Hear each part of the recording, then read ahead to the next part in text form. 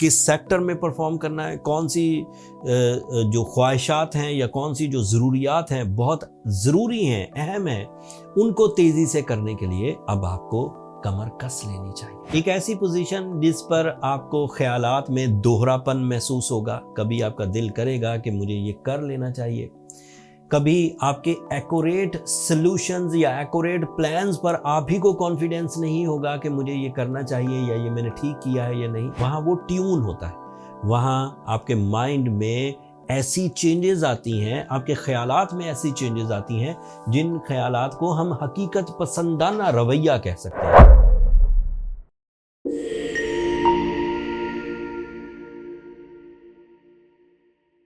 अस्सलाम वालेकुम स्कॉर्पियोज, मैं हारिस अज़मी, प्रोफेशनल एस्ट्रोलॉजर, आपकी खिदमत में हाजिर हूँ इस हफ्ते की एस्ट्रोलॉजिकल रिसर्चेस के साथ।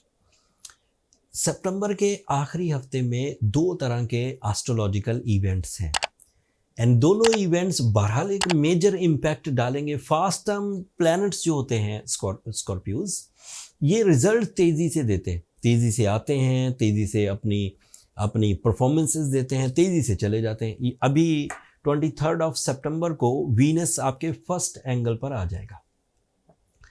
वीनस का फर्स्ट एंगल पर आना आपकी इमोशनल साइड को काफ़ी बूस्ट अप करेगा। ऑल टाइप ऑफ इमोशंस, आपकी ज़ात से रिलेटेड, आपके कारोबार से रिलेटेड, आपकी ज़रूरियात से रिलेटेड, आपके मकासद से रिलेटेड, आपके रोमांस से रिलेटेड, आपके रिलेशनशिप से रिलेटेड एंड इवन आपकी एजुकेशन से रिलेटेड, दर्जा बदर्जा जिन स्कॉर्पियोज को जिस तरह की जज्बाती कैफियत एंड फ्यूलिंग्स की ज़रूरत होगी, उस तरह के फ्यूल्स अब वीनस पॉजिटिवली आपको देना शुरू कर देगा।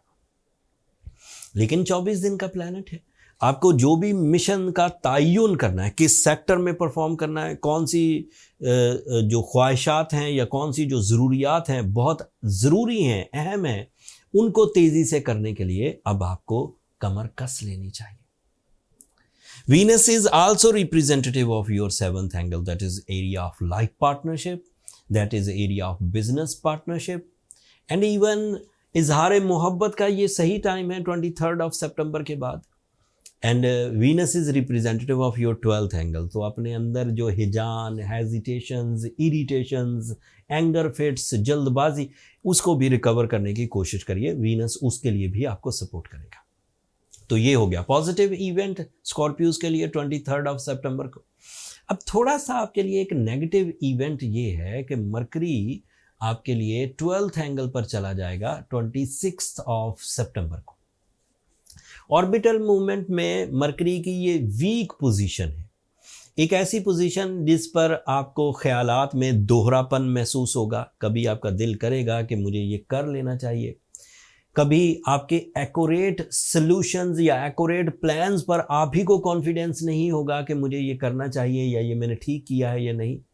कभी माइंड ब्लैंक फील होगा एंड कभी कम्युनिकेशन में आप उतने मैजिकल नहीं रहेंगे कि सामने वाला इन अ सिंगल वे कुछ ही बातों से आपकी बात समझ जाए, उसे तफसील चाहिए होगी आपकी तरफ से। ये उसका एक नेगेटिव इम्पैक्ट है, बट उसका एक पॉजिटिव इम्पैक्ट भी है। जब ये वीडियो आपके पास पेश होगी उस वक्त तक मरकरी आपके लिए 11th एंगल पर होगा एंड 11th एंगल का रिप्रेजेंटेटिव है, वहाँ वो ट्यून होता है, वहाँ आपके माइंड में ऐसी चेंजेस आती हैं, आपके ख्यालात में ऐसी चेंजेस आती हैं जिन ख्यालात को हम हकीकत पसंदाना रवैया कह सकते हैं, रियलिस्टिक अप्रोचेस। उस रियलिस्टिक अप्रोचेस से फ़ायदा ये होगा कि आप तमाम उन कामों से, उन रिश्तों से, उन मसरूफियात से, उन बिलीव से बच जाएंगे जो सिर्फ टाइम किल करते हैं, जो सिर्फ आपके लिए रेजिस्टेंसेस या ट्रबल्स प्रोड्यूस करते हैं। आप उन चीज़ों से बचना शुरू हो जाएंगे एंड फिर आप अपने आप को दोबारा एस्टिमेट करेंगे कि आपकी वर्थ क्या है। आप दोबारा अपने आप को सही सिमतों में ले जाने के लिए गामजन हो सकेंगे। आप अपने अच्छे और बुरे की तमीज़ कर सकेंगे, सादा लफ्ज़ों। तो ये उसकी पॉजिटिव साइड है। एक तीसरी साइड भी है कि सूरज 12th एंगल पर, मरकरी 12th एंगल पर सूरज के साथ है, तो सूरज भी उसके इम्पैक्ट को, उसके नेगेटिव इम्पैक्ट को बहुत हद तक कम कर देगा and you are stable, smooth, growing and productive. तो ज़्यादा परेशान होने की ज़रूरत नहीं, लेकिन ख्यालात में अगर आपको ज़्यादा उलझन हो, आप डिसीजन टाइमली ना ले सकते हो, आपके अंदर खौफ की फ़िज़ा पैदा हो रही हो, आपको सिस्टम, फैमिली सिस्टम या मौसमी सिस्टम या हुकूमती सिस्टम से शिकायतें बढ़ रही हों, एंड आप बजाय इसके कि काम करें या सलूशन ढूंढें, आप शिकायतें करके अपने हाथ पैर छोड़ के बैठ जाएं। सो ऐसी कंडीशन में फिर आपको कुछ रेमेडीज़ परफॉर्म करनी चाहिए। जो बेहतरीन रेमेडी है इन माई 25 ईयर कैरियर, स्कॉर्पियोज अगर रूबी पहने, ओपल पहने या ब्लू सफ़ायर पहने, ये 3 उनके पास ऑप्शन है। ओपल पहने तो फायर वाटर ओपल पहने, ऑस्ट्रेलियन बहुत अच्छा है। रूबी पहने तो अफ्रीकन या बर्मा साइड से पहने, एंड ब्लू सफ़ायर पहने तो साउथ अफ्रीकन या श्रीलंकन पहने। इन स्टोन से एंड सूरज शम्स से इतने फ्यूल्स तो बहरहाल हमें मुयस्सर आ जाएंगे कि लिब्रा स्कॉर्पियोज बगैर किसी परेशानी के, बगैर किसी हेजिटेशन के, ट्रैक फुल रहते हुए इस हफ्ते के मिशंस को भी पूरा कर सकें with high rewards, with respect, with feeling positive feelings, peaceful feelings. फिर भी कुछ कमी रह जाए कि सूरज शम्स भी पड़ी है, स्टोन भी वेयर किया है, फिर भी कमी रह जाए, तो फिर अपनी पर्सनल कैलकुलेशंस की तरफ जाइए स्कॉर्पियोज।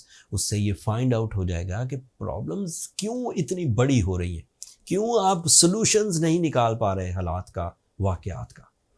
पर्सनल कैलकुलेशंस के लिए ये नंबर नीचे चलते रहते हैं, आप इन पर रब्ता करके अपने लिए टाइम ले सकते हैं, बट वो फ्री फोरम नहीं है स्कॉर्पियोज, होपफुली आप अंडरस्टैंड करेंगे। मैंने कोशिश की कि दोनों इवेंट्स को, उसकी पॉजिटिव साइड भी और उसकी नेगेटिव साइड भी आपको अच्छे तरीके से बयान कर दूं, लेकिन फिर भी अगर मैं कोई चीज़ मिस कर गया हूं तो कमेंट्स में इजहार कर दीजिएगा, मैं टाइम निकाल कर इंशाल्लाह वहां आपके सवालों का जवाब ज़रूर दूंगा। अब आखिर पर मेरी 2 दरख्वास्तें हमेशा की तरह स्कॉर्पियोज, अगर मेरे ये निज़ाम शमसी के होने वाले वाक़यात बर वक्त आपको बताना आपकी नॉलेज में इजाफ़ा करता हो या आपके लिए कुछ मुफीद हो, इतना सा भी मुफीद हो, तो अपनी दुआओं में मुझे और मेरी टीम को ज़रूर याद रखिएगा। चैनल को सब्सक्राइब करना मत भूलिएगा स्कॉर्पियोज, आपकी सब्सक्रिप्शन मेरी हौसला अफजाई की वजह बनती है। अगले हफ्ते तक के लिए इजाज़त दीजिए, अल्लाह ने के पास।